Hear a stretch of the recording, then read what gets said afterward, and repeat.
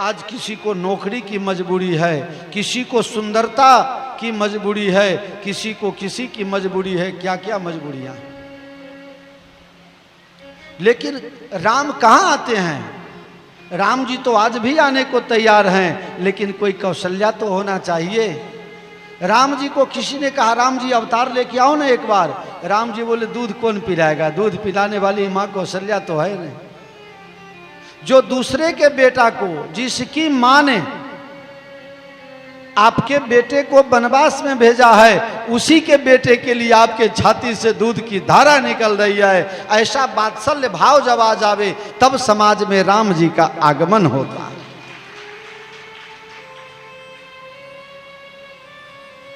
मां, राम जी के वनवास में अगर मैं कुछ भी जानता हूं तो मुझे गौहत्या करने का पाप लगे।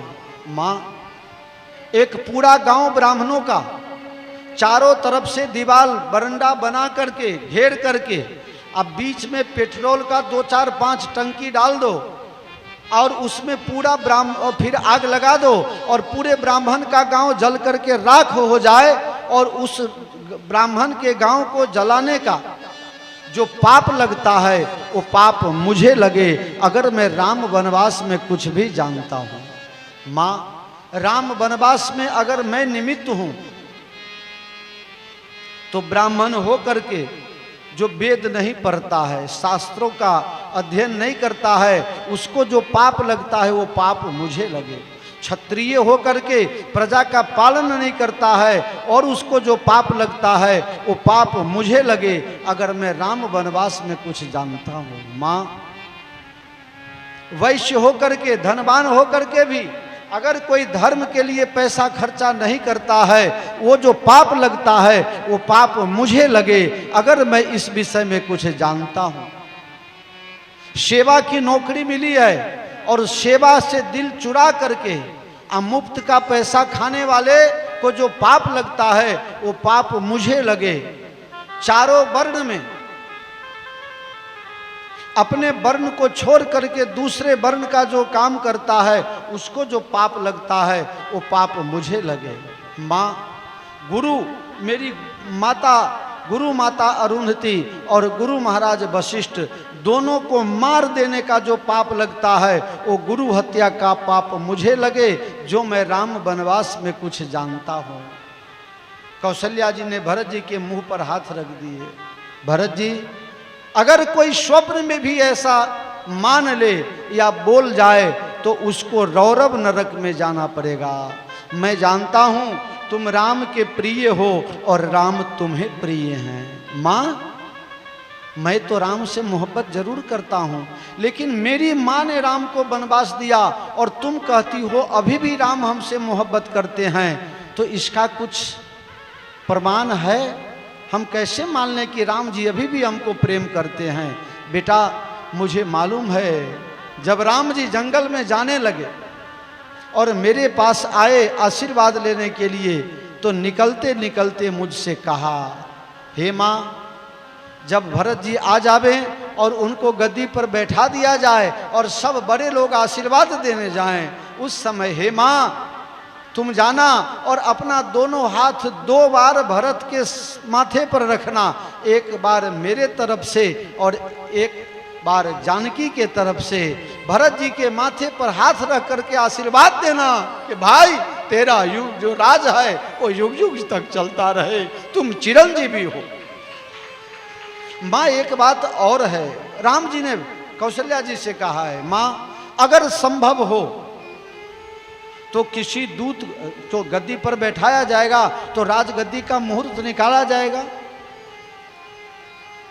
रंजीत बाबू, आप कुर्सी पर भी बैठ सकते हैं, ठीक है, पांव मजबूत है, अभी देश को जरूरत है, फिर से मिलिट्री में जाना पड़ेगा, पुराने लोग अनुभवियों को बुलाना है। जब राजगद्दी का मुहूर्त निकाला जाए तो किसी दूत को, किसी को सेवक को जरा चित्रकूट भेज देना, मुझे पता चलेगा कि आज भरत जी की राजगद्दी है। हम भी अपने आश्रम को, अपने कुटिया को तोरण बंधन वार लगाएंगे, रंगोली से भरेंगे और अपने मित्रों कोल भीलों के साथ नाचेंगे, गाएंगे और खुशियां मनाएंगे। भरत जी को मूर्छा आ गई राम जी की बात को सुन करके। माँ कौशल्या ने जल छीटा है, अपने गोद में बैठाया है। बेटा, जितना दुनिया में पाप और उपपाप है, सारे पाप उसको लगेंगे जो स्वप्न में भी विचारेगा कि राम वनवास में भरत का हाथ है। भरत जी बड़े व्याकुल हैं। उसी समय वशिष्ठ जी महाराज आए हैं। सुनहु भरत भावी प्रबल, बिलख कहो मुनिनाथ, हानि लाभ जीवन मरण, जस अप जस विधि हाथ।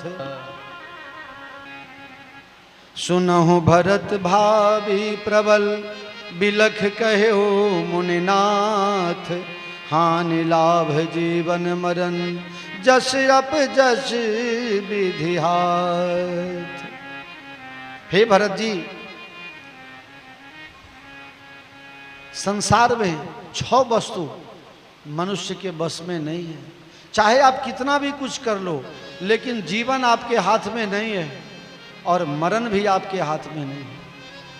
आपको कोई काम करने से यश मिलेगा या अपयश मिलेगा, वो भी आपके बस में नहीं है।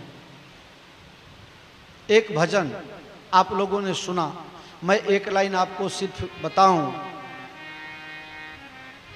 राम आएंगे आएंगे राम आएंगे,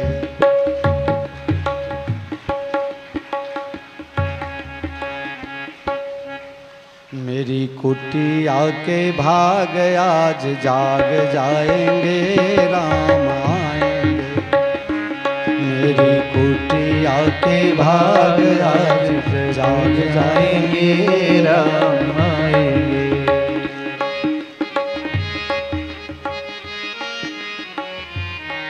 ये भजन कितना पॉपुलर हुआ, बहुत पॉपुलर हुआ। भारत के माननीय प्रधानमंत्री जी ने इसको प्रमोट किया। लेकिन इसके भाव को देखिए, राम आएंगे, ये मेरा अपना भाव है, कोई बुरा मत लगाना। आप गाना अच्छा ही है, बुरा नहीं है, लेकिन मेरी नजर में इसमें कुछ कमी है। राम आएंगे कहां से, कहां चले गए हैं? रमन्ते योगिनुवन्ते नित्यानंदे चिदात्मनि इति राम पदे नासौ परम ब्रह्मा विधीयते। जो सब में रमन कर रहा है वही राम है। राम एक सेकेंड के लिए भी कहीं कभी जाते ही नहीं है, वो तो हमेशा हमारे नाक के पास, मुंह के पास, दिल के पास, हमेशा उनका ऐसा उनका लगाव है, एक सेकेंड भी वो नहीं जाते हैं। ईश्वरः सर्वभूतानां हृदय तिष्ठति अर्जुन। भगवान तो सबके हृदय में हमेशा रहते हैं। रमन्ते इति रामः, जो सब में रमन करता है, जिसके बिना कहीं कोई जगह खाली नहीं है। वो आएगा कहाँ से? वो तो आया हुआ है, उसी से सब है, उसी में सब है, उसको कहाँ से लाना है? राम आएंगे तो बोलो, अंगना सजाऊंगी। कब आएंगे? आना कहाँ से है? वो तो आए हुए हैं। इस भाव से भजिए, भगवान का कहीं आना नहीं है। मैं भागवत में एक कथा कहता हूँ। एक बार राधा जी ने ललिता सखी से कही, ललिता, ये कन्हैया बड़ा नटखट है, बड़ा खटपट करता है, एक तरफ प्रेम करता है और दूसरी तरफ बहुत तड़पाता है। मोहब्बत जहर है, खाक है, बला है। देखो, ये मेरा बनाया हुआ है। मोहब्बत जहर है, मोहब्बत खाक है, मोहब्बत बला है, लेकिन पता नहीं इसमें क्या है। मोहब्बत में खुदा खुद मुब्तिला है, वो भी बिना प्रेम का रह नहीं सकता। मोहब्बत जहर है, खाक है, बला है, मोहब्बत में खुदा खुद मुब्तिला है। अगर ईश्वर के अंदर प्रेम ना होता तो क्या पूरे दुनिया का राजा, सोना के सिंहासन पर, सोना के नगर में रहने वाले द्वारकाधीश कृष्ण, उस गरीब ब्राह्मण के पांव धोते। प्रेम।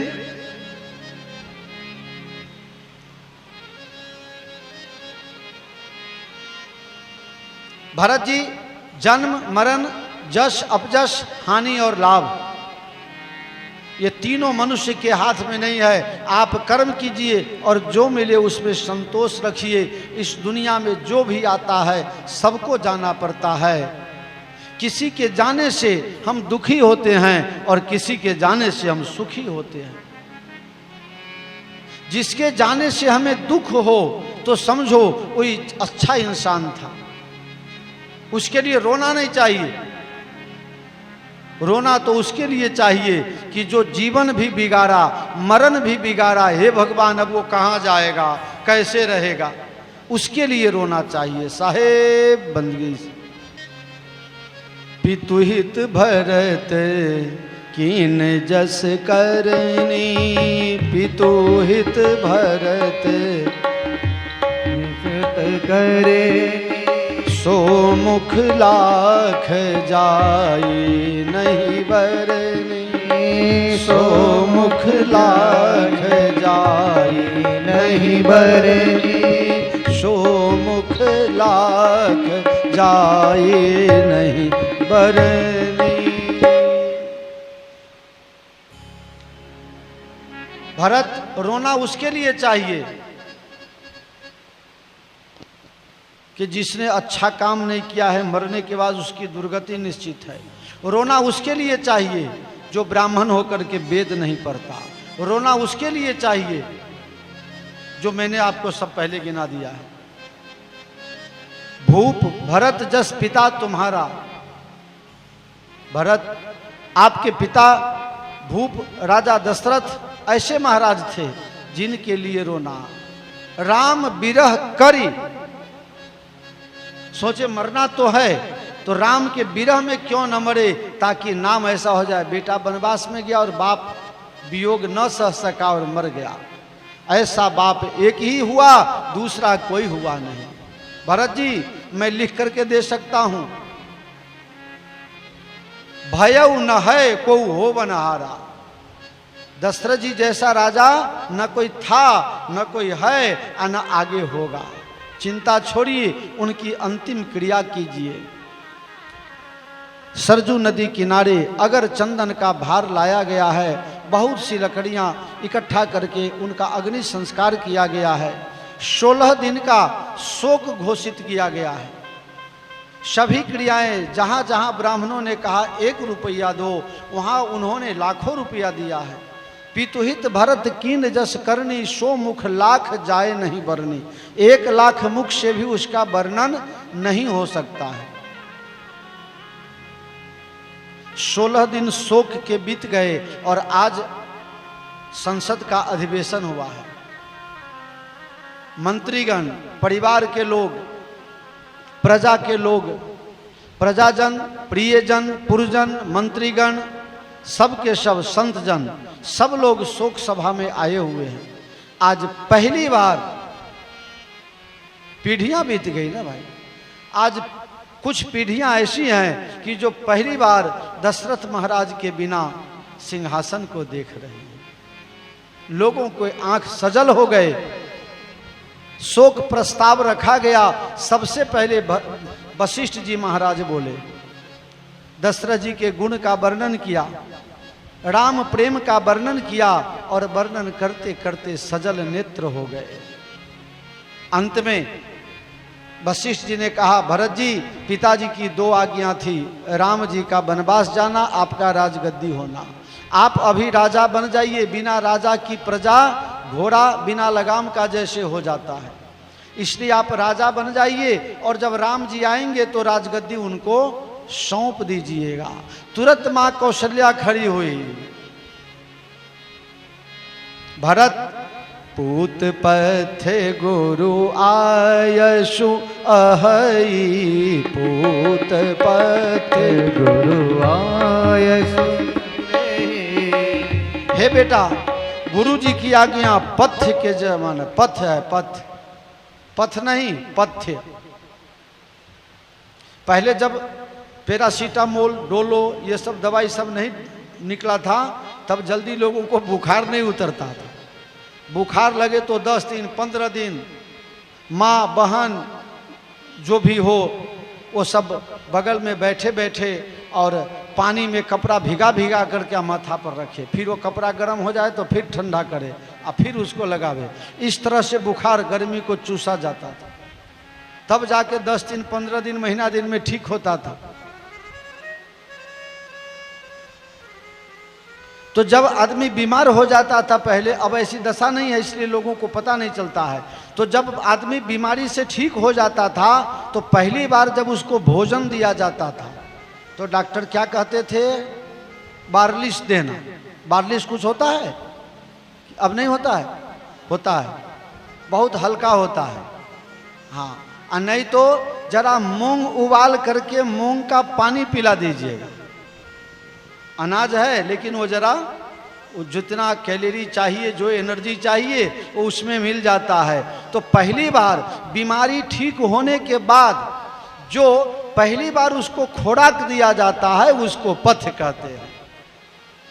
अब कौशल्या माता कह रही हैं कि भरत जी, गुरु जी की आज्ञा पथ समान है, जल्दी राजा बन जाओ। तभी एक मंत्री जी खड़े हुए, अभी आप राजा बन जाइए। अब बोले बाद में रघुबर आए उचित जस तस्तब करब बहोर। 2-3 ऐसे विधायक सांसद हुए, उनको पहले से हवा का पता चल जाता था किस ओर ऊंट करवट लेगी। उसमें एक हुए रामविलास पासवान। लगातार नेताजी 34 साल तक ये शख्स मंत्री था और मंत्री के पद पर होते हुए मरा लगातार। दूसरा है चंद्रबाबू नायडू, तीसरे थे आपने रमई राम। तो मंत्रियों ने कहा अपने भाषण में कि रघुबर आए उचित जस तस्तब करब बहोर। जब राम जी आएंगे उस टाइम में जो उचित होगा सो किया जाएगा। थोड़ी सी राजनीति है, मंत्री लोग पहले से चापलूस रहते आए हैं।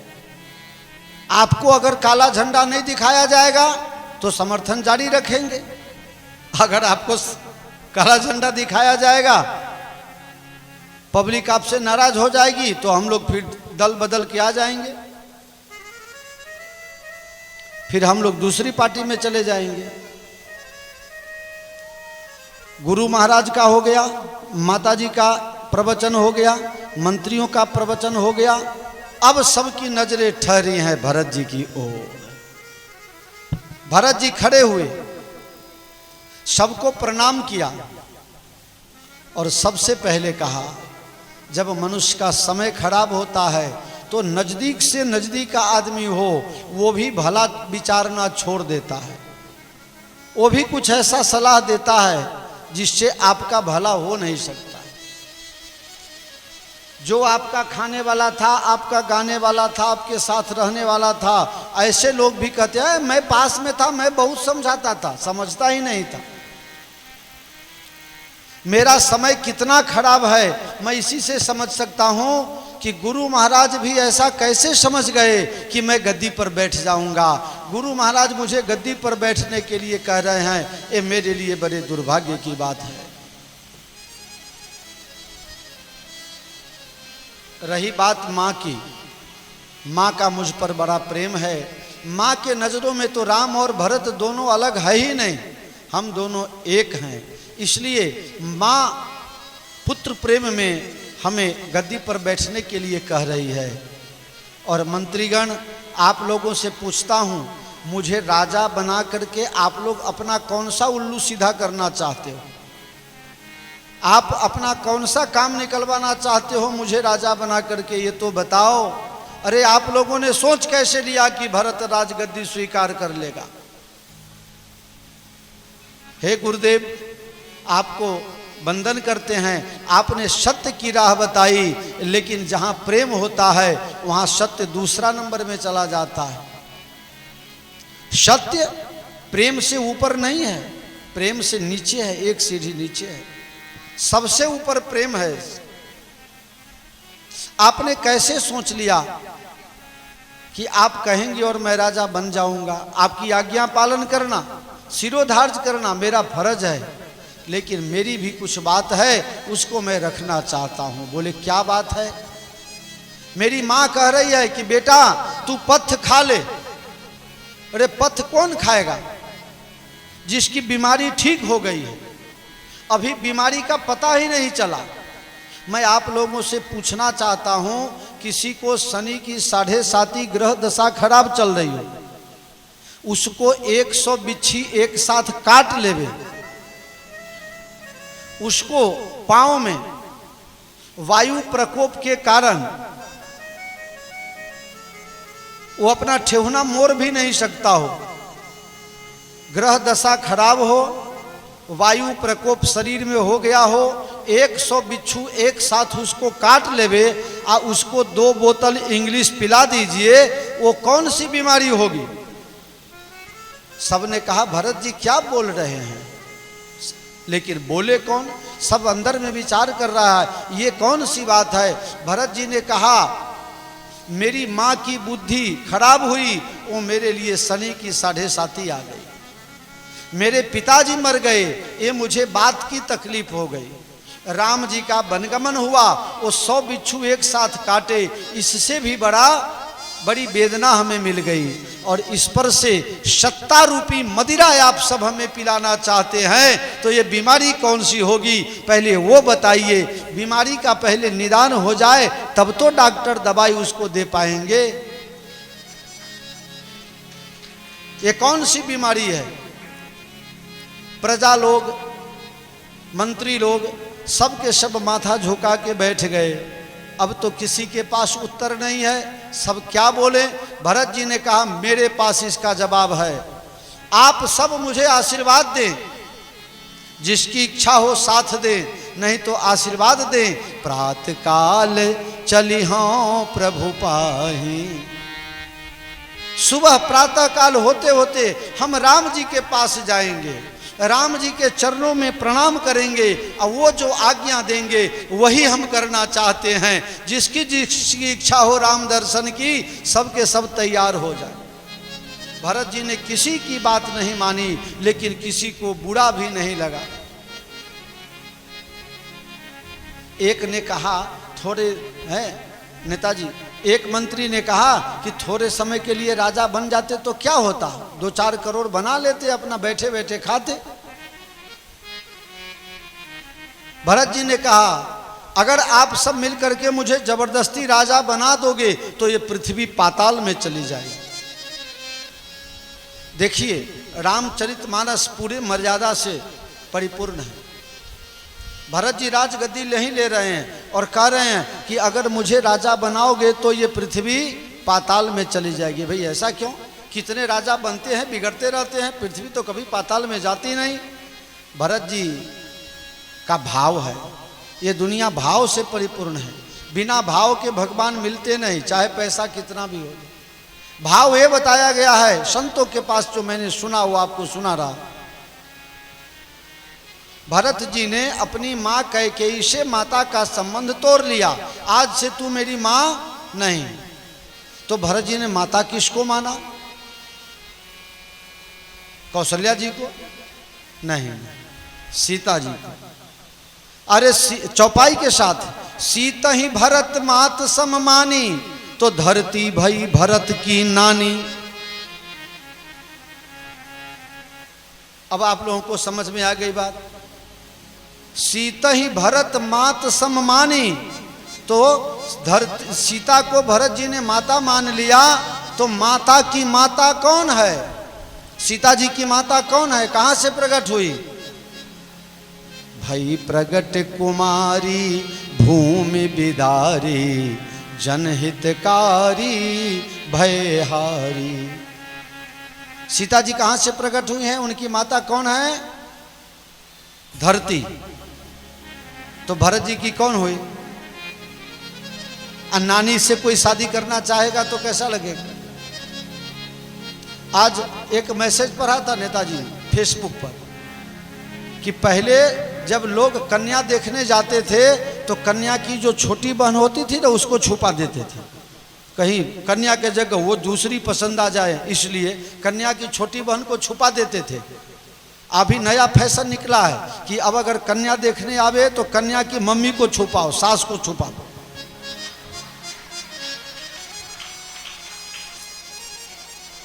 अभी अभी आया था ना, हाँ, समझ गए आप लोग नहीं? क्या बात है, अब सास को छुपाना पड़ेगा भाई।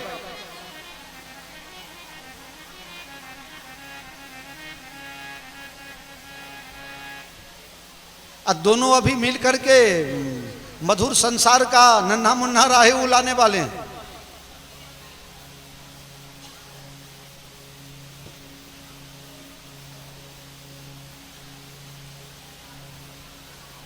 तो भरत जी क्या कर रहे हैं? सीत ही भरत मात सम मानी, तो धरती भई भरत की नानी। अब नानी से कोई नाती विवाह करना चाहे या कर लेवे तो क्या होगा? नानी को तो मरना ही पड़ेगा ना, पृथ्वी में धंसना ही पड़ेगा ना।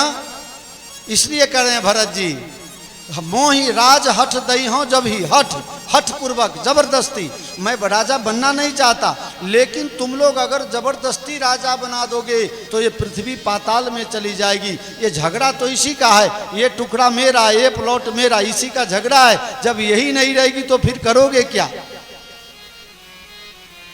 दूसरे दिन भरत जी सबको लेकर के चित्रकूट की तरफ चलते हैं। रास्ते में निषाद राज भरत जी को पहले रोकने का प्रयास किया, फिर भरत जी के भाव को परख करके घाट घाट से नौका मंगा करके और एक ही बार में सबको पार लगा देता है। भरद्वाज जी के आश्रम में त्रिवेणी संगम पर एक रात रुकने के बाद भरत जी पहुंचते हैं चित्रकूट। इस पार मंदाकिनी के इस पार चित्रकूट में पहुंच गए हैं और सामने पार राम जी कामदनाथ पर अपना निवास बना के रह रहे हैं। देवताओं को लगा कि ये भरत जी अगर राम जी के पास पहुंच जाएंगे तो भरत जी के प्रेम को देख करके राम जी नियम तोड़ करके भी अयोध्या वापिस आ जाएंगे और हम लोगों का काम नहीं होगा। इसलिए देवता लोगों ने कुछ उच्चाट करना चाहा। देवताओं को गुरु जी ने समझाया, देव गुरु ने समझाया, मूर्खता मत करो। राम जी की अगर कोई निंदा कर दे, राम जी से कोई दुश्मनी कर ले तो राम जी चला लेते हैं, लेकिन अगर कोई भक्त को परेशान करता है तो भगवान उसको छोड़ते। भागवत में दुर्वासा जी की और अम्बरीश राजा की कथा है। एकादशी किए थे अम्बरीश राजा, दुर्वासा जी को भेज दिया तो दुर्वासा जी आए, बोले महाराज भोजन कर लीजिए, आपको भोजन करा के तब हम भोजन करेंगे। दुर्वासा जी स्नान करने गए। अब ये सब भगवान का खेल। दुर्वासा जी को आने में देर हो गई, तब तक अम्बरीश राजा, कभी कभी क्या होता है कि एकादशी के बाद थोड़ा समय द्वादशी या तुरंत त्रयोदशी हो जाता है, तो एकादशी का जो पढ़ना है द्वादशी में ही कर लेना पड़ता है। तो वो समय बीत रहा था, इसलिए अम्बरीश जी ने भगवान के चरणामृत और तुलसी दल लेकर के पारना कर लिया।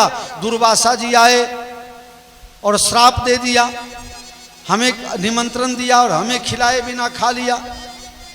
जब दुर्वासा जी ने श्राप देना शुरू किया तो उसी समय भगवान ने अपना सुदर्शन चक्र उनके पीछे छोड़ दिया। अब सुदर्शन चक्र पीछे पीछे और दुर्वासा जी आगे आगे, सुदर्शन छोड़ने को तैयार नहीं। फिर रास्ते में मिले नारद जी। नारद जी ने कहा कि आप जाइए उसी भक्त के पास जिसके कारण आपकी ये दशा हुई है। अम्बरीश के पास गए। अम्बरीश ने कहा, हे सुदर्शन महाराज, जो मैंने मन से भगवान की भक्ति की है, कभी किसी का बुरा नहीं चाहा है, तो हे सुदर्शन महाराज, आपको भगवान का शपथ है कि आप इस महात्मा को छोड़ दीजिए। और सुदर्शन चक्र वहां से चले गए। तो यही कहा गया है, शुद्ध कर अम्बरीश दुर्वासा। आप लोग सावधान रहिए, भरत जी का बुराई मत चाहिए। भरत जी ने मंदाकिनी के इस ओर पूरे प्रियजनों परिजनों अयोध्या वासियों को रख करके और मंदाकिनी नदी को पार किया। और जब ही पार किया तो राम जी के चरण चिन्ह दिखने लगा। अभी अभी स्नान करके या जल भर के भगवान अपने आश्रम तरफ गए हैं। और जब ही भगवान के चरण चिन्ह देखे तभी भरत जी वहां भूमि में साष्टांग दंडवत करते हुए गिर गए। जहां राम जी के चरण वहां मेरे मस्तक होना चाहिए, उस पर मैं चरण रखूं तो मैं तो राम जी से बड़ा हो गया, ऐसा कैसे हो सकता है। जहां राम जी के चरण वहां भरत जी के मस्तक। करत प्रणाम चले दो भाई, करत प्रणाम चले दो भाई, करत प्रणाम चले दो भाई, करत प्रणाम चले दो भाई, करत प्रणाम चले दो। प्रणाम का मतलब यहाँ दंडवत प्रणाम से है। दंडवत प्रणाम करते करते भरत जी जाने लगे। अब भरत जी को दंडवत करते देखा तो तुलसीदास जी को दया आ गई। दंडवत यात्रा बड़ी कठिन होती है। आपके दंडी बापू ने 5600 किलोमीटर की यात्रा दंडवत करके की, इसलिए दंडी बापू नाम पर गया। द्वारका, सोमनाथ, पावागढ़, अंबाजी, बहुचरा जी, वरदायिनी शक्तिपीठ, अंकपाद से महाकालेश्वर, नासिक से त्रंबकेश्वर, ये सब भगवान पार लगाए हैं। दंडवत प्रणाम करते देखा, ये मेरा अपना निजी भाव है। तो तुलसीदास जी को भरत जी की दंडवत यात्रा देखी नहीं गई। बहुत कठिन होता है, बहुत तकलीफ होती है। दंडवत करना आसान काम नहीं है। आप देखते हो आज तो मंदिर में लोग जाकर के 1, 2, 3 दंडवत भी नहीं कर पाते, दंडवत नहीं कर पाते। तुलसीदास जी को दया आ गई, देखा नहीं गया। तुलसीदास जी भागे वहां से और कहां चले गए? राम जी के पास। अभी अभी सीता जी जागी हैं और सीता जी जाग करके राम जी के पास आई हैं। महाराज, आज बिना स्नान के आपके पास आ गई, माफ करना, लेकिन रात में सपना ऐसा हुआ जो आपको सुनाने आई हूं। क्या सपना? भरत जी महाराज हमारे अयोध्या से यहाँ आए हैं। राम जी कहे तो बड़ी अच्छी बात है। बोले अकेले नहीं आए हैं, तीनों माताएं भी आई हैं। बोले और भी अच्छी बात है। बोले वो इतनी ही नहीं, अयोध्या की पूरी प्रजा आई है। राम जी चिंता में पड़ गए, सबको खिलाएंगे क्या, रखेंगे कहाँ। आज विश्वंभर को चिंता हो रही है। जो विश्व का भरण पोषण करने वाला विश्वंभर है, वो विचार कर रहा है अयोध्या वालों को क्या खिलाएंगे। भगवान सबकी चिंता करते हैं। राम जी पूछते हैं और पिताजी? बोले वो दिखते नहीं थे, सपना में वो नहीं दिखाई दिए। हाँ राम जी, माताओं के वस्त्र बदल गए थे, अब रंगीले वस्त्र नहीं थे, अब शोक के वस्त्र पहने हुए थे। राम जी, भरत जी आ रहे हैं, ऐसा सुनते ही लक्ष्मण जी गुस्से हो गए हैं। मुझे पता था विष का जो पेड़ होता है उसमें कभी अमृत नहीं फलता। माँ का गुण बेटा में आएगा ही आएगा, बाप का आवे चाहे न भी आवे, लेकिन माँ का गुण तो आएगा आएगा आएगा। इसलिए ये कैकेयी रूपी विष वृक्ष में ये भरत जो हैं, ये ऐसा विचार करके आ रहे हैं कि राम जी अभी अकेले हैं तो चलो अपना काम परिपूर्ण करें, फिर राज में कोई दखल देने वाला रहेगा ही नहीं। लक्ष्मण जी गुस्से हो गए हैं, शंकर भगवान का सौगंध खा लिए हैं, आज महादेव भी बचाने आएंगे तो मैं भरत को छोड़ूंगा नहीं। धनुष बाण चढ़ा करके और जब ही डोरी प्रत्यंचा खिंची, बिजली के समान आवाज और चमकाहट होने लगी, आकाशवाणी हुई, हे लक्ष्मण सावधान। कभी कभी आवेश में लोग बुरा निर्णय कर लेता है। आपके बल में कहीं कोई कमी नहीं है, लेकिन आप बल प्रयोग किस पर करोगे? जो प्रेम से तुम्हें मिलना चाहता है उसके ऊपर थोड़े हथियार उठा पाओगे। राम ही भरत मनावन जाहि। भरत जी राम को मनाने के लिए, मिलने के लिए आए हैं, विग्रह नहीं, इसमें द्वेष भाव नहीं है। लक्ष्मण जी नीचे देखने लगे, शर्मा गए। राम जी ने कंधे पर हाथ फेरते हुए कहा, लक्ष्मण, लखन तुम्हार शपथ पितुआना, शुचि सुबंधु नहीं भरत समाना। भरत के जैसा पवित्र भाव लक्ष्मण न इस दुनिया में कोई भाई हुआ, न है और न आगे होगा। महाराज, विष के बेल में अमृत कैसे फलेगा? लक्ष्मण ऐसे नहीं, इसको इस दृष्टांत से समझो। 7 समुद्र में जो पानी है वो दूध हो जाए। अगर वहाँ कोई महिला स्नान करने, जल भरने या दूध भरने जाए और अतिशय गर्मी के कारण उसके आँख में लगे हुए काजल पिघल जाएं और एक बूंद काजल 7 समुद्र के दूध में गिर जाए तो क्या सारा दूध काला हो जाएगा? बोले नहीं होगा। बस ऐसे ही हमारे संत भरत हैं, सद्गुण के सागर हैं और कैकेयी की जो कर्तव्य है एक बूंद काजल के जैसे है और वो सब मेरी इच्छा से हुआ है। राम जी? हाँ वहाँ लक्ष्मण। इतने में भरत जी आ गए हैं।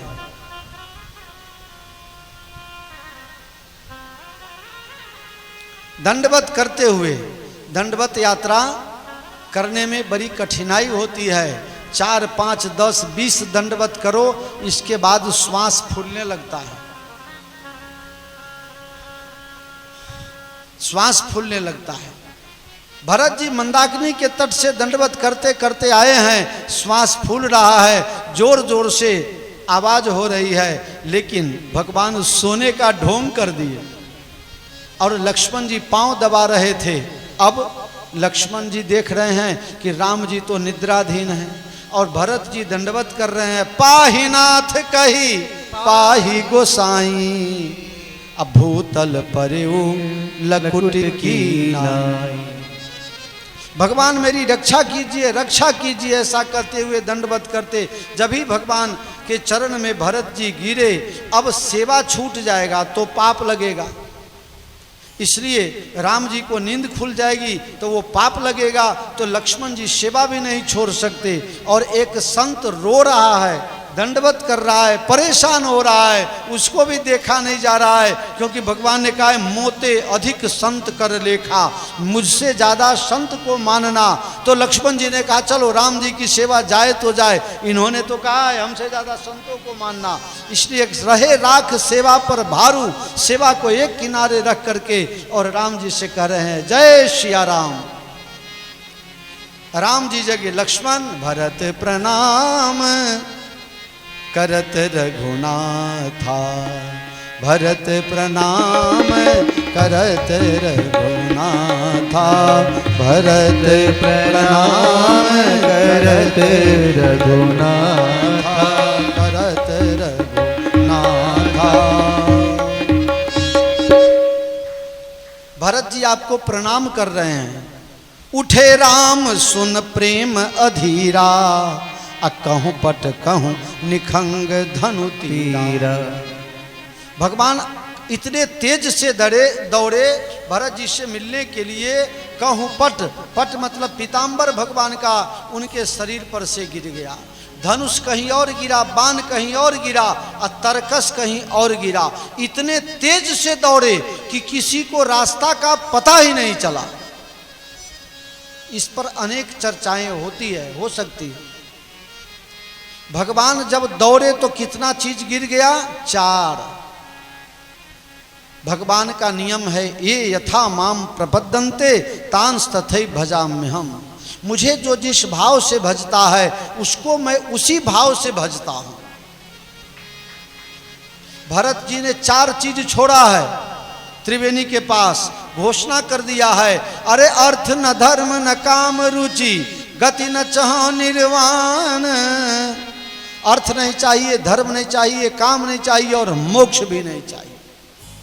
एक ही वस्तु चाहिए, सीताराम चरण रति मोरे, अनुदिन बढ़ऊं अनुग्रह तोरे, अनुदिन बढ़ऊं अनुग्रह तोरे। बस मुझे तो सीताराम जी के चरणों में प्रेम। 4 चीज छोड़ के आए हैं, इसलिए भगवान ने कहा तुमने 4 छोड़ा तो मैं भी 4 छोड़ रहा हूं। कहूं पट कहूं निखंग धनु तीरा। एक अर्थ। एक भक्त ने कहा नहीं ऐसी बात नहीं है, छोड़े गिर नहीं गया, भगवान ने छोड़ दिया। कितना क्या क्या छोड़ा, धनुष बाण तरकस और पीतांबर। एक भक्त ने कहा ये भाव है कि भगवान ने सोचा कि अगर ये पीतांबर रहेगा तो हम भाई से भाई अंक भर के मिल नहीं पाएंगे, ये पीतांबर बीच में पर्दा लग जाएगा, इसलिए पीतांबर छोड़ दिए भगवान। और अर्थ है एक और, ये धनुष बाण और तरकस क्यों छोड़ दिया? भगवान ने सोचा हथियार तो दुश्मनों को चाहिए, अपनों से मिलना है तो वहां हथियार क्या रखना, इसलिए भगवान ने हथियार छोड़ दिया। एक भक्त ने कहा नहीं ऐसी बात नहीं है, हथियार छोड़ नहीं दिया, हथियार डाल दिया। भरत अभी तक तो मैं अपना नियम पाल रहा था, लेकिन अब मैं हार स्वीकार करता हूं, तू चाहे वैसा ही होगा, मैं अब तेरे हाथ बिकाऊं। भगवान ने हथियार छोड़ा नहीं, हथियार डाल दिया, मतलब राम जी ने समर्पण कर दिया, भक्त के आगे भगवान बिक गए। एक ने कहा रास्ता तो बताओ, भगवान किस रास्ते गए? रास्ता तो होगा ना जाने का, लेकिन रास्ता कोई निर्णय नहीं कर पा रहा है। भगवान किस रास्ते भक्त को मिलते हैं, रास्ता ढूंढना पड़ेगा ना। कहूं पट कहूं निखंग धनु तीरा, उठे राम सुन प्रेम अधीरा। कहूं पट कह निखंग धनु तीरा, कहूं पट कहूं निखंग धनु तीरा।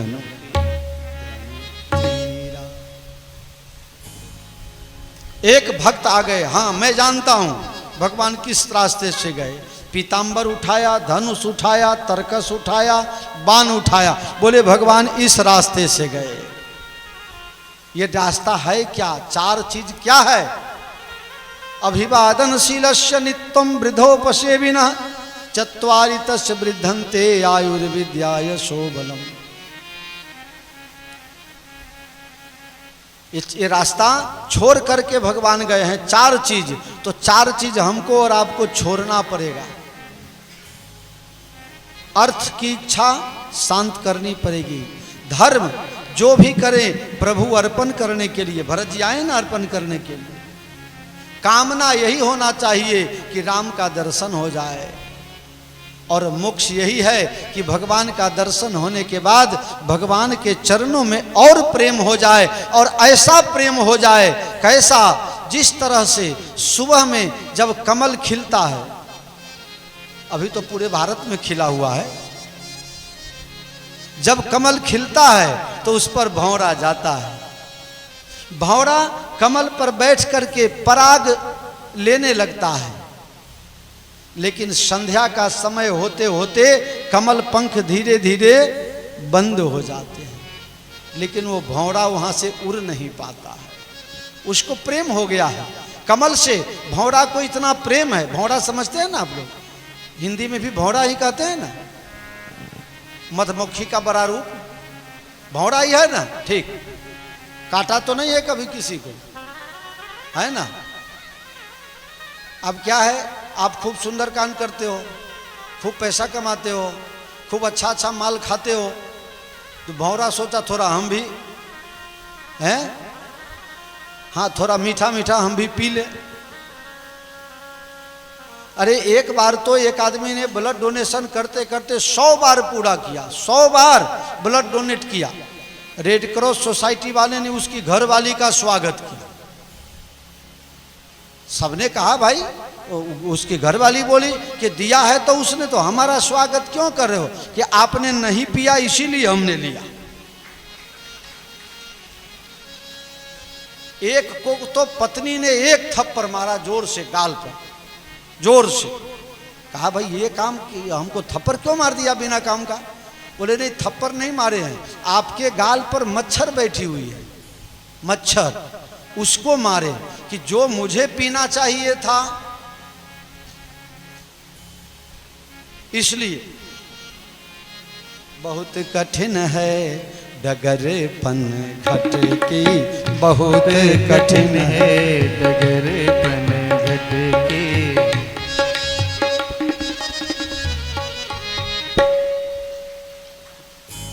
उठे राम सुनि प्रेम अधीरा, कहु पट कह निखंग धनु तीरा। ये प्रेम ऐसा खतरनाक आइटम है, कब हो जाता है, कहाँ हो जाता है, किससे हो जाता है, इसका पता नहीं चलता है। और जब पता चलता है तब तक बहुत देर हो गई होती है।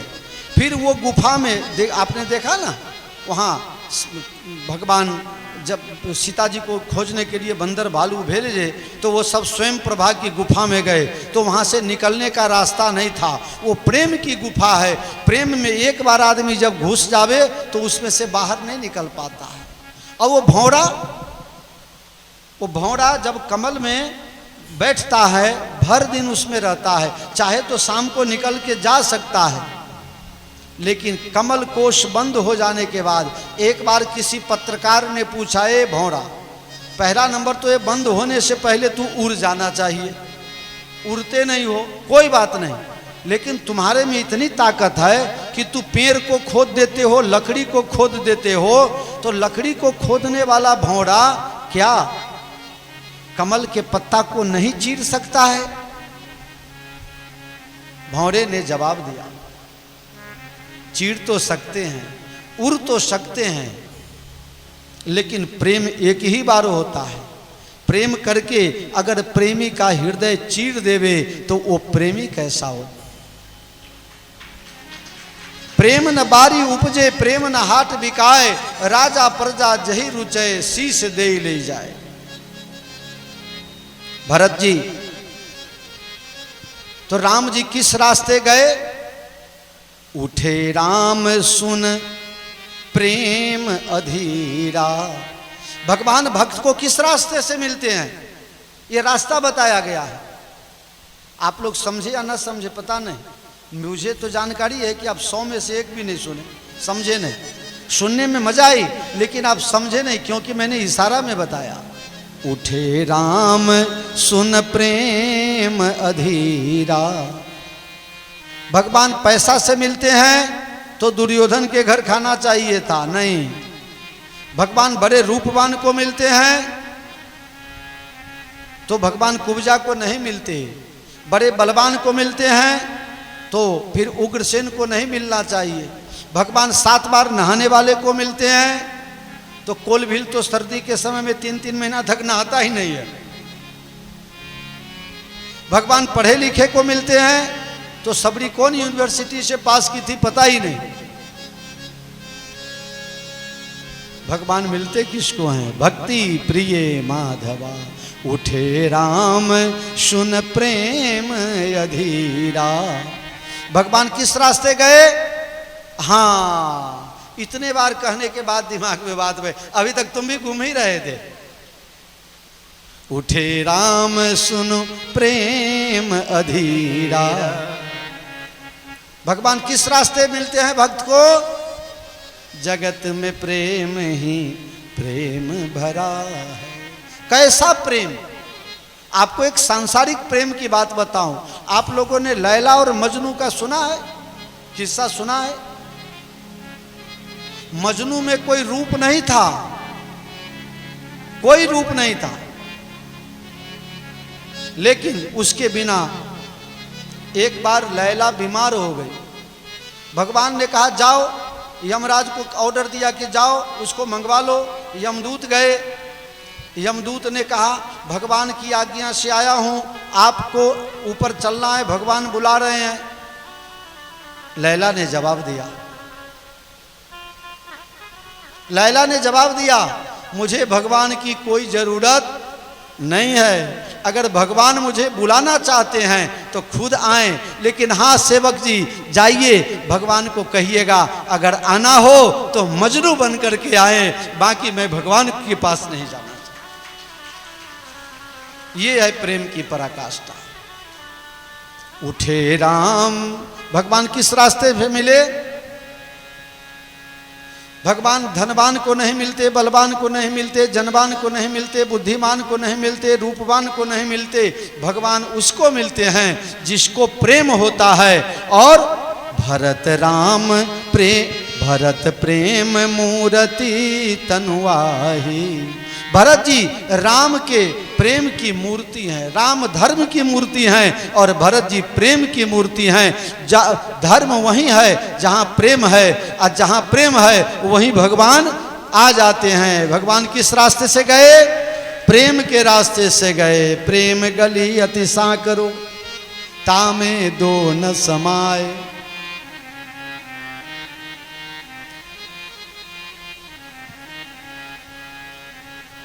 भरत जी ने भगवान को प्रणाम किया, शत्रुघ्न जी ने भगवान को प्रणाम किया, लक्ष्मण जी ने भरत को प्रणाम किया, शत्रुघ्न जी ने लक्ष्मण जी को प्रणाम किया, भरत लक्ष्मण जी ने सीता जी को प्रणाम किया, निषाद राज ने राम लक्ष्मण भरत शत्रुघ्न सीता सभी को प्रणाम किया।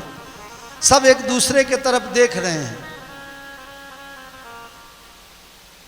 कोई बोल ही नहीं रहा है। निषाद राज ने कहा महाराज कुछ तो बोलो, क्या हम लोग अकेले नहीं आए हैं प्रभु, पूरी अयोध्या की प्रजा आई है। भगवान के हम तो भूल ही गए थे। शत्रुघ्न जी को सीता जी के पास छोड़कर सब लोग अयोध्या वासियों को लेने गए, सबको अपने अपने यथा योग्य जगह पर ठहराया। गुरु महाराज ने कोल भीलों के द्वारा लाया गया फल फूल सबको पहुंचाया। मीटिंग पर मीटिंग चल रही है। भरत जी ने कहा हे गुरु महाराज आगे क्या होगा? भरत जी मैं राम जी से बात करता हूँ। राम जी मेरी बुद्धि भरत के प्रेम में खो गई है, मैं चाहता हूं कि भरत के प्रेम को रख करके, रुचि को रख करके निर्णय किया जाए। राम जी ने कहा महादेव का सौगंध खा के कहता हूं भरत जो कहेगा वो करने के लिए मैं तैयार हूं। देवता लोग खुश हो गए। अब तो भरत जी यही कहेंगे कि चलिए वापिस। भरत भरत बोलो, अपने मन की बात खोलो। भरत जी ने कहा गुरु महाराज हम यहाँ आए, मेरा यहाँ सम्मान हुआ, यही मेरे लिए बड़ी बात है, लेकिन यहाँ आके बोलना मेरे लिए पाप का काम है। अरे राम जी ने कहा है बोलो। बोले वो तो कहते हैं बड़े सरल हैं, लेकिन मैं बोल नहीं सकता। अगर मैं निवेदन रूप में भी कह दूं कि राम जी अयोध्या चलिए तो भी ये हो जाएगा।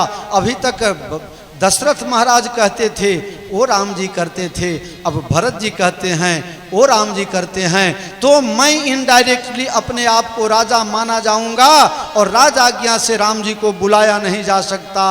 अब तो बस यहाँ सिर्फ सुनना है, बोलना नहीं है। राम जी जो कहेंगे वही करेंगे। निर्णय हो नहीं पा रहा था। संध्या का समय हुआ। सीता जी की माता शोक प्रकट करने के लिए कौशल्या जी के पास गई। थोड़ी देर बातचीत हुई। महारानी सुनैना कहती हैं कि हे कौशल्या माता आपकी आज्ञा हो तो आपकी बेटी को मैं, क्या भाव है, आपकी बेटी को मैं महाराज से मिलवाना चाहती हूँ। अरे आपकी बेटी है। सीता जी को लेकर के और सुनैना जी आई हैं अपने कैंप में महाराज जनक के पास। विचार कीजिए, आज से 13 साल 14 साल पहले जब सीता जी की शादी हुई थी, कामदेव की पत्नी हजारों रति अगर इकट्ठी हो जाए तो भी सीता जी के रूप से तुलना न हो, ऐसा सुंदर श्रृंगार से सजाया गया था। और उसी को आज बलकल वस्त्र में जब बाप ने देखा होगा, बड़े अरमान से भेजा है अयोध्या में।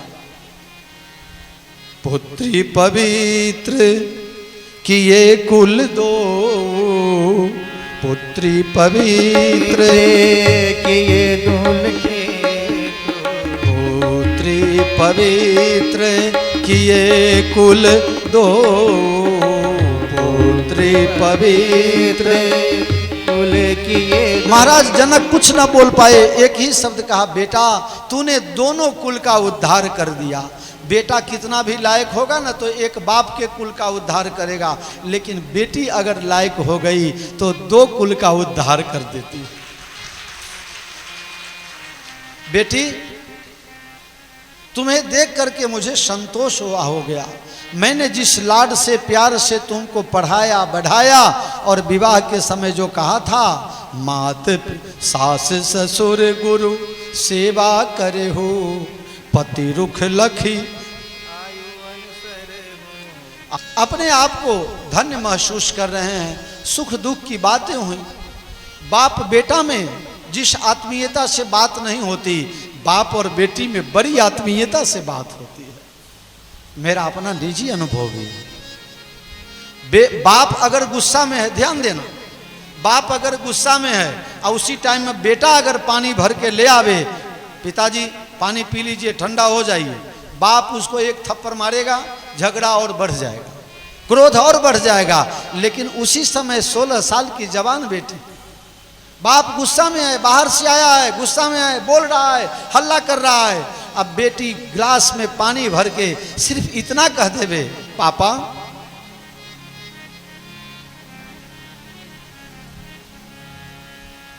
थोड़ा पानी पी लो, सारा का सारा गुस्सा शांत हो जाए। आप सबको पता है, मैं पहले भी बता चुका हूं कि एक कन्या जब मां के पेट में थी तभी से मैंने उसको गोद लिया, अपने ढंग से उसको पढ़ाए बढ़ाए, सुखी है, शादी भी करवा दिए सब। लेकिन आज भी जब घर पर रहती थी तब भी और ससुराल में है तब भी, रोज रात में 8:30 के बाद और 9 के आसपास हो रोज फोन आएगा, बापू भोजन कर लिया।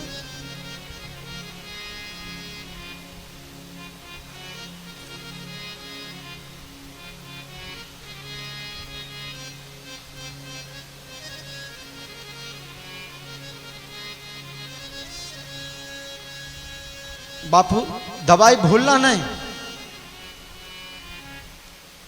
आज कोर्ट में जितना भी केस है उसमें आप लोग देखिए, मैं परसों हंसी में आप लोगों को कहा था, बाप परेशान बेटा से या देश परेशान, आपका नाम नहीं लिया हो, आप तो हमसे परेशान हो जाते हो।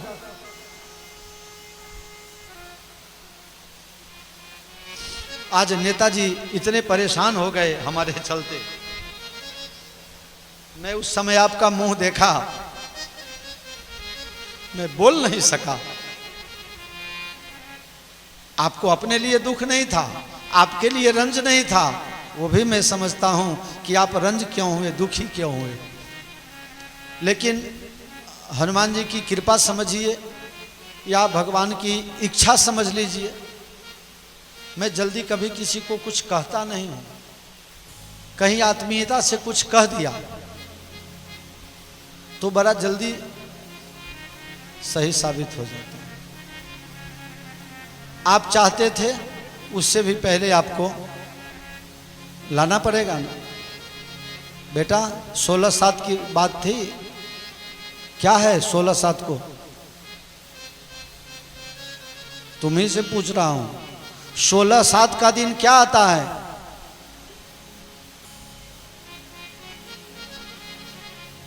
Advance happy birthday to you.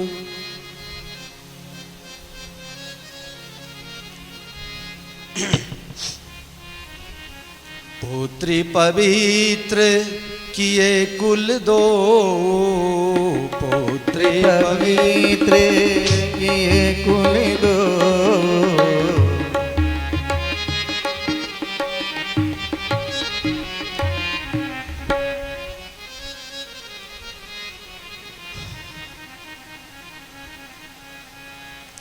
बेटा तूने दोनों कुल का उद्धार कर दिया। अब बाप बेटी में बात हो रही है, थोड़ा समय बीता, रात के 11 बज गए, 11:30 12 बजने लगे और सीता जी का मन उच्चाट हो गया। सुनैना रानी कहती है, बेटा पिताजी कुछ कह रहे हैं, सुनती नहीं हो, माँ मुझे माफ करना, मेरा ध्यान अब माँ कौशल्या के तरफ, मेरी माँ यहाँ हो और मैं यहाँ रहूं, ऐसा हो नहीं सकता। सीता जी कौशल्या जी के पास आई हैं। सीता जी ने अपने कई रूप लिए हैं और तीनों सास की सेवा एक जैसे कर रही हैं। पुत्री पवित्र किए कुल दो, पुत्र पवित्र किए कुल दो, सुजस धबल सब कह सबको। सुजस धबल सब। आप ऊपर बैठिए, ऊपर बैठिए, बैठिए बैठिए। वाह, जरा एक बार करतल ध्वनि से स्वागत। आप राम कथा में आए, इस शोभा को बढ़ाए, इसके लिए आपका धन्यवाद।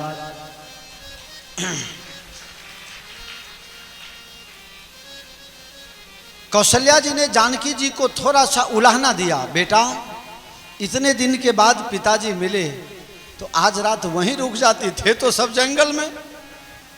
नहीं माँ, विधाता मेरे ऊपर नाराज हो गए, मुझसे आपकी सेवा छूट गई और ये जो अवसर मिला है इसको हम कैसे छोड़ सकते थे। सुनैना रानी सीता जी को छोड़ के कौशल्या जी के पास जब जनक जी के पास जाने लगे तो कौशल्या जी ने आंचल पकड़ के कहा, हे सुनैना रानी, अब तो दोनों कुल का मुखिया महाराज जनक हैं और महाराज जनक से कहिएगा कि जब महाराज दशरथ जी की हाजिरी थी उस समय उन्होंने कहा था कि भरत जी कुलदीपक हैं, तो भरत जी का ख्याल रखा जाए, भरत जी नाराज हो जाएं ऐसा कुछ न किया जाए। अब आप लोग विचार करेंगे, भरत जी कुल दीपक हैं तो क्या राम जी कुल दीपक नहीं है? आपके मन में प्रश्न संशय हो सकता है। राम जी कुल दीपक नहीं है, भरत जी कुल दीपक है। राम जी क्या हैं? तहां राम रघुवंश मणि। राम जी क्या हैं? मणि हैं। और भरत जी दीपक हैं। दीपक में हवा जोर से चले तो दीपक बुझ जाता है, लेकिन मणि वैसे ही प्रकाशित होता रहता है। मतलब यह है कि राम के वनवास वियोग रूपी तूफान में कहीं मेरा भरत रूपी दीपक बुझ न जाए, इसका कहिएगा महाराज को ख्याल रखे। सुनैना रानी ने बात की। महाराज कहने लगे, मुझे ऐसा लगता है कि हम यहाँ आकर के मूर्खता कर बैठे। हमें यहाँ आकर के लगता है कि मूर्खता कर बैठे, क्योंकि जहाँ देवताओं, विद्वानों, ज्ञानियों की, ब्रह्म ज्ञानियों की सभा होती है वहाँ मैं निर्णायक बन के निर्णय दे सकता हूँ, लेकिन राम और भरत दोनों में एक प्रेम की मूर्ति हैं, एक धर्म की मूर्ति हैं, और दोनों के बीच में मैं निर्णय दूं, इतनी शक्ति मैं अपने आप में नहीं पा रहा हूँ। सभा बुलाई गई। सभा में वशिष्ठ जी ने कहा, कृपा सिंधु प्रिय बंधु सन कहूं हृदय की बात। भरत अपने दिल की बात राम जी से कह दो। भरत जी ने कहा, हम आज्ञा लेने आए हैं, हम भगवान के चरणों में शीश झुकाने आए हैं, हम यहाँ अपने दिल की बात कहने नहीं आए हैं। भगवान के यहाँ जाओ, कुछ कहने की जरूरत नहीं होती है। बहुत से लोग तो अपने जाके 1 घंटा तक भगवान के दरबार में समय बिगाड़ेंगे और हम लोगों को भी फोन करके कहेंगे, महाराज जी जरा हमारे तरफ से भगवान की को प्रार्थना कीजिएगा। क्यों? भगवान फ्री है तो हमारी प्रार्थना सुन जाएंगे। हमारे तरफ से कहिएगा, हमारे तरफ से कहिएगा। फिर हम अपने लिए कब कहेंगे जब सब तुम्हारे लिए ही कहेंगे।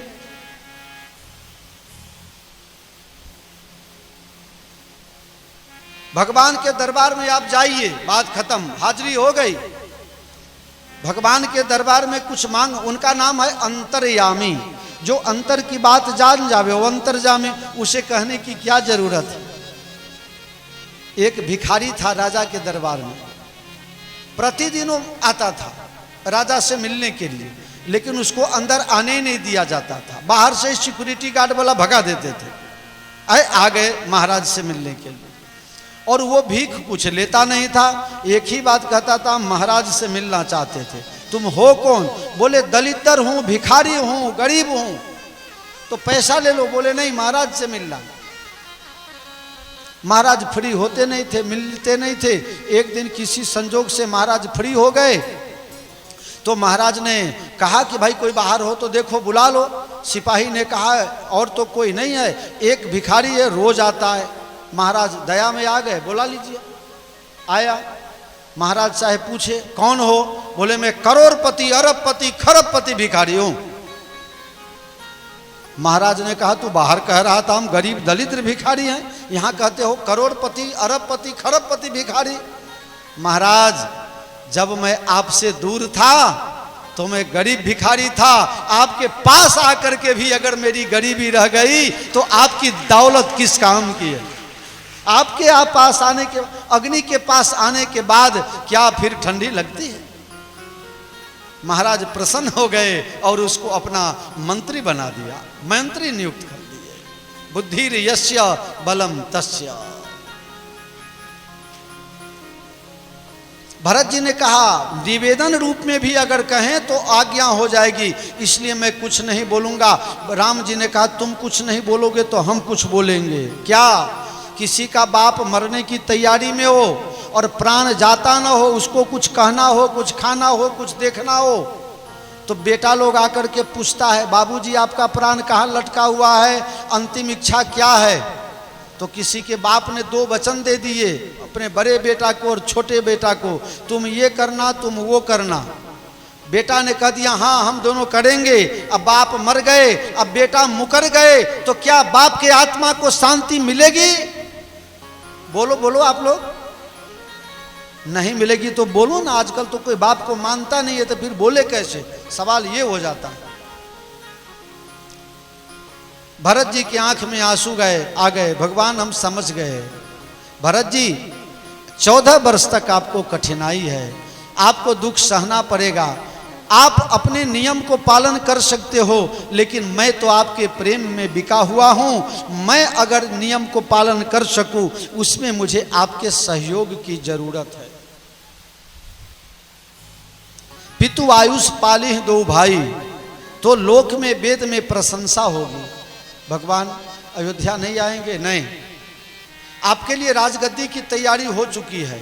सारी सामग्री ला करके बलराम जी ने कहा अत्रि मुनि के कहने के अनुसार कुआं में पधरा दीजिए। उस कुआं का नाम हो गया भरतकूप, जो चित्रकूट से 35-36 किलोमीटर दूर है। आप लोग कभी चित्रकूट जाओ तो भरतकूप जरूर जाना, हनुमान धारा जरूर जाना, सती अनसुईया जरूर जाना, गुप्त गोदावरी जरूर जाना, मंदाकिनी स्फटिक पिला जरूर जाना। बहुत दिव्य स्थान है। आज बहुत सुंदर दिन है। भरत जी ने कहा प्रभु आप आज्ञा दें। राम जी ने चरण पादुका दिया। देखिए भारत का राज चरण पादुका से चला, ऑर्डर से नहीं, सुपर पावर से नहीं। प्रभु करी कृपा पावरी दीन्ही, सादर भरत शीस धर लीन्ही। राम जी ने अपना चरण पादुका प्रदान किया, भरत जी ने माथे पर ले लिया। किसी ने कहा कि भरत जी ये चरण पादुका पांव में पहनने के लिए है, ये माथे पर रखने के लिए नहीं। भरत जी ने कहा ये चरण पादुका है ही कहाँ? तो क्या है? बोले एक रा है और एक म है। रा और म को हमेशा माथे पर लगा लो तो बेड़ा पार हो जाएगा। भरत जी ने कहा और जानना हो तो समझ लो, एक सीता जी हैं और एक राम जी हैं, चरण पीठ करुणा निधान के। ये हमारे लिए सीता और राम जी हैं और इसको साबित कर दिया। सिंहासन प्रभु पादुका बैठा रे निरुपाधि। भरत जी अयोध्या आए, चरण पादुकों को सिंहासन पर बैठाया और आप अयोध्या से 26 किलोमीटर दूर नंदी ग्राम में एक पर्णकुटी छोटी सी बनाई, उसमें गड्ढा बनाया 2.5 बाई 2.5 का है, 2.5 बाई 2.5 का एक गड्ढा खोदे कि भगवान पृथ्वी पर रहते हैं तो मुझे भगवान से थोड़ा मेरा आसन डाउन होना चाहिए। एक बार मैं कपिल शर्मा का शो देख रहा था, उसमें सौरभ गांगुली और वीरेंद्र सहवाग दोनों आए हुए थे। तो दोनों कुर्सी पर बैठे हुए थे, तो वीरेंद्र सहवाग ने अपने कुर्सी का पेच ढीला करके उसे 4 उंगली नीचे कर दिया। कपिल शर्मा ने कहा कि आप अपने कुर्सी को नीचा कर दिए। बोले जहाँ दादा हमारे कप्तान बैठे हैं तो हम तो उनके अंडर में रहने वाले हैं, तो हमें 2 उंगली नीचे बैठना चाहिए। ये अपना देखी हुई बात, सुनी हुई बात, डायरेक्ट देखा हुआ है। तो मेरे कहने का भाव, भरत जी ने कहा राम जी अगर पृथ्वी पर भूमि शयन करते हैं तो मुझे तो गड्ढा में बैठना चाहिए। 2.5 बाई 2.5 का गड्ढा बना के कुश का आसन बिछा के राम राम रघुपति जपत स्रवत नयन जल जात। कब आएंगे रघुवीर। इसी भाव में भरत जी अयोध्या कांड की कथा समाप्त होती है। बोलते हैं जो इस भरत चरित्र कथा को सुनेगा उसको राम के चरणों में प्रेम होगा। अरे कोई भाई भरत सा जहां में नहीं, इस जमी पे नहीं, आसमां में नहीं, इस जमी पे आसमां में कोई भाई भरत सा जहां में नहीं, इस जमी पे नहीं, इस जमी पे नहीं, आसमां में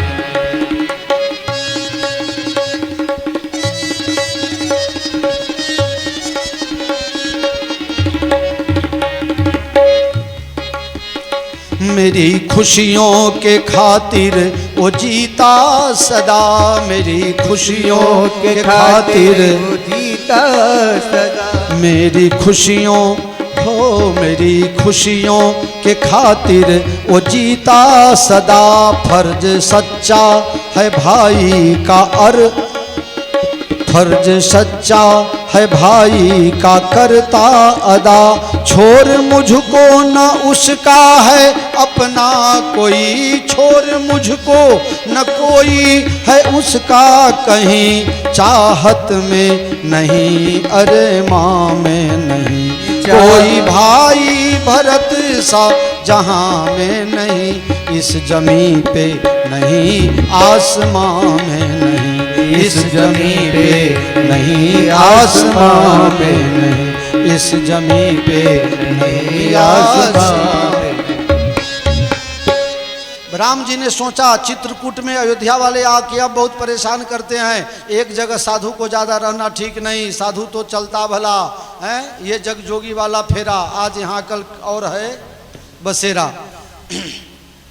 राम जी वहाँ से आगे चले, स्फटिक शिला पर जाके बैठे, सीता जी को माला पहना रहे थे। जयंत की पत्नी जयंती राम जी का दर्शन करने आई। जयंत के मन में मोह हो गया, ये कैसे राम जी है अपने पत्नी को माला पहना रहे हैं, तो कामी पुरुष का लक्षण दिख रहा है। उसको मोह हुआ, परीक्षा करने के लिए सीता जी के चरण में चोंच मारता है। भगवान को पता चला खून निकलते, और भगवान ने एक सीकी का बाण उठा करके फेंक दिया उसके पीछे। ब्रह्मधाम शिवपुर सब लोका, किसी ने नहीं रखा। बाप के यहाँ गया, मात मृत्यु पितु समन समाना। जो राम का विरोधी है, जो भगवान का विरोधी है, भजन नहीं करता है, उसके लिए माँ मृत्यु और पिता जमराज बन जाता है। किसी ने जब रक्षा नहीं की, तब नारद ने कहा, नारद जी कह रहे हैं कि जयंत जिसका अपराध किए हो उसकी माफी मांगो। अपराध किया सीताराम जी का, और माफी मांगने चले गए इंद्र के पास। ये धनवान लोग माफी कैसे करेंगे? गरीब का दिल दुखाया है तो वहीं से क्षमा मिलेगी, नहीं तो उसका जो अंदर का कदुआ लग जाएगा तो फिर सत्यानाश हो जाए। कभी गरीबों को मत सताइए, जो लाचार है विचार है। देखिए, मैंने अपने अनुभव से आपको बता रहा हूं कि एक आदमी है गरीब, उसको आपने और सताया, उसके पास कोई शक्ति नहीं है, वो आपका प्रतिकार नहीं कर सकता। वो क्या करेगा? भगवान से कहेगा, हे भगवान हम तो एकरा न पहुँच सकै छी, अहाँ जरा देख लेबै। ये केस कहाँ चला गया? भगवान के पास। अब वो मामला भगवान का हो गया, और जब भगवान देखेंगे तो क्या होगा? और एक गरीब है जिसको आपने मदद कर दिया, अब वो भी भगवान से प्रार्थना कर रहा है, हे भगवान ये मालिक हमको बहुत कुछ दिए हैं, मैं इनको कुछ नहीं दे सकता, लेकिन हे भगवान जरा आप इनको देख लेना। बात एक ही है, दोनों कह रहा है, हे भगवान आप जरा देख लीजिएगा। किसका अच्छा हुआ? सताए हुए का अच्छा परिणाम मिलेगा, और भगवान जी इसके पीछे पड़ जाए उसका क्या होगा? जय सियाराम बोलिए प्रेम से सब लोग। नारद ने कहा उनके पास जाओ। बोले उनका बाण जब पीछा नहीं छोड़ रहा है तो वहां जाएंगे तो वो छोड़ देंगे। बोले बाण मारे तो तुम मेरे पास खड़े हुए तो बाण खड़ा हो गया कि नहीं? राम जी मारना नहीं सुधारना चाहते। कहा नजदीक जाए, बोले हाँ नजदीक जाना ही पड़ेगा, क्योंकि प्रभाव दूर से पता चलता है और स्वभाव नजदीक से पता चलता है। बोले स्वभाव, हाँ राम जी का क्या स्वभाव है? रामचरितमानस सुंदरकांड दोहा नंबर 42 के आसपास। अरे कोटि विप्र बध ला गए जाहू, 43 नंबर दोहा के ऊपर, कोटि विप्र बध ला गए जाहू, आए शरण तजो नहीं ताहू, सुनहु सखा निज कहूँ सुभाऊ, अजान भुसुंड शंभु गिर जाऊ। दौड़ते दौड़ते आया है जयंत, भगवान के चरण में पड़ा और एक नयन करी तजा भवानी, भगवान ने उसको एक आंख फोड़ दिया। ऐसा मूर्ख लोग इसका अर्थ निकालते हैं। लिखा हुआ है एक नयन करी तजा, भगवान ने उसको एक दृष्टि कर दी, मतलब समदृष्टि कर दी। और नरसिंह मेहता ने गिरनार की तलहटी में बैठ करके जूनागढ़ में लिखा